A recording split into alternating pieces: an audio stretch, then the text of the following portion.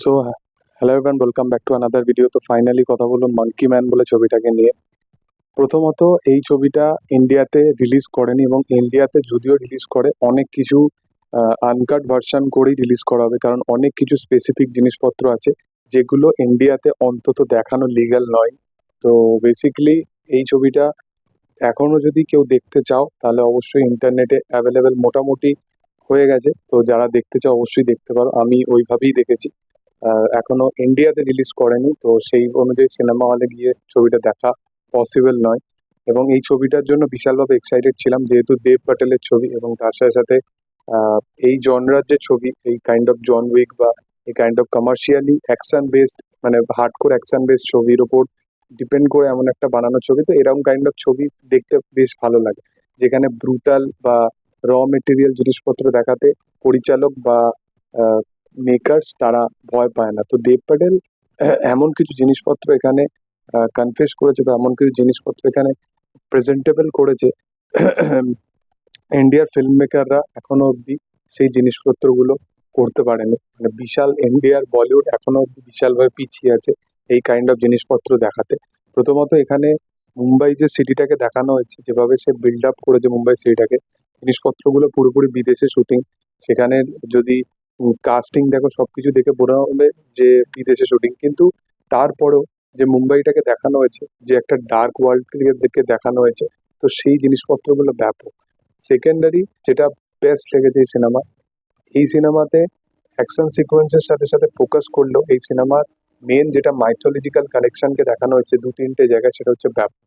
প্রথমত এই ক্যারেক্টারটার সাথে হনুমানজির ক্যারেক্টারের সিগনিফিকেশন রাখা হয়েছে। প্রথমত হনুমানজি যখন ছোট ছিল, তো সে তখন সূর্যকে ফল ভেবে খেতে গেছিল, এবং তখন তাকে দেবতারা তার থেকে তার পাওয়ার সব ছিনিয়ে নেয়। এবং পরবর্তীকালে সে যখন ভগবান শ্রীরাম তার সাথে যোগ হয়, এবং তারপরে তার লাইফের পারপাস সে খুঁজে পায়, এবং তারপর তার লাইফের মধ্যে সেই আবার তার শক্তিগুলো ফিরে আসে। তো এই ক্যারেক্টারটারও সিগনিফিকেন্স সেইভাবে করা হয়েছে। ক্যারেক্টারটা যখন প্রথমে স্টার্ট, মানে যেভাবে হয়, তখন ক্যারেক্টারটা পরপর খালি হেরেই যায়। মানে সে ফাইটিং করে, তার কোনো, তার যে মানে লাইফের পারপাস বলতে পারো একটাই, এবং সেটা আমরা দেখতে পাচ্ছি প্রপার কিভাবে একটা করে পার্টিকুলার সিন দেখাচ্ছে, এবং তার সাথে সাথে একটা করে ফ্ল্যাশব্যাক দেখাচ্ছে। তো ওই কাইন্ড অফ জনরাটা যেভাবে প্রেজেন্টেবল করেছে সেটা ব্যাপক। এবং হনুমানজির ক্যারেক্টারের সাথে সিগনিফিকেন্ট কেন, এখানে ক্যারেক্টারটা কোথাও যদি পেন পাচ্ছে, তো হনুমানজির কোথাও গিয়ে একটা কোনো ফটো বা কোনো কোনো মাইথোলজিক্যাল ব্যাপার সেটা দেখিয়ে দিয়েছে ব্যাপকভাবে। এখানে গজনী বইয়ের যে ভিলেনটা ছিল, অ্যান্টাগনিস্ট ছিল, যে ঈশান আগাস্তি অ্যাজ এ ফাদারও প্লে করেছিল তারে জামিন পার, সেই ক্যারেক্টারটা সে এখানে একটা মানে ট্রান্সজেন্ডারের ক্যারেক্টার প্লে করেছে। তো সে এখানে আধা নারেশ্বর বলে একটা শিব শিব ঠাকুরেরই একটা ফর্ম আছে। তো সেই জায়গায় তাদের একটা মন্দির আছে, তো সেখানে দেব প্যাটেল যাবে, এবং দেব প্যাটেলকে তারা রেস্কিউ করবে, এবং সেখানে সে একটা তাকে স্পিচ দেবে। সেই ব্যাপারটা মানে মানুষের মধ্যে যে টেম্পারামেন্ট, এবং বোথ সাইড একটা মানুষের মধ্যে পুরুষ এবং নারীর সত্তা দুটো জিনিসই বজায় রাখা কতটা মানে মানে প্রয়োজনীয়, সেই জিনিসটা তাকে সেখানে শেখাবে।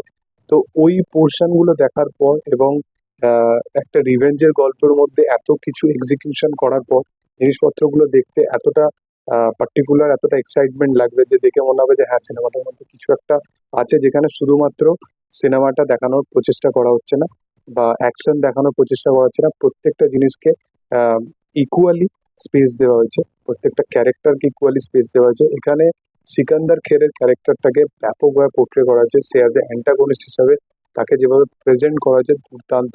সিকান্দার খের এমন একজন অভিনেতা যাকে বলিউড সেই লেভেলে পরিচয় দেয় না, মানে কোনো কাজেই রাখে না, কিন্তু সিকান্দার খের এখানে ব্যাপকভাবে অভিনয় করেছে।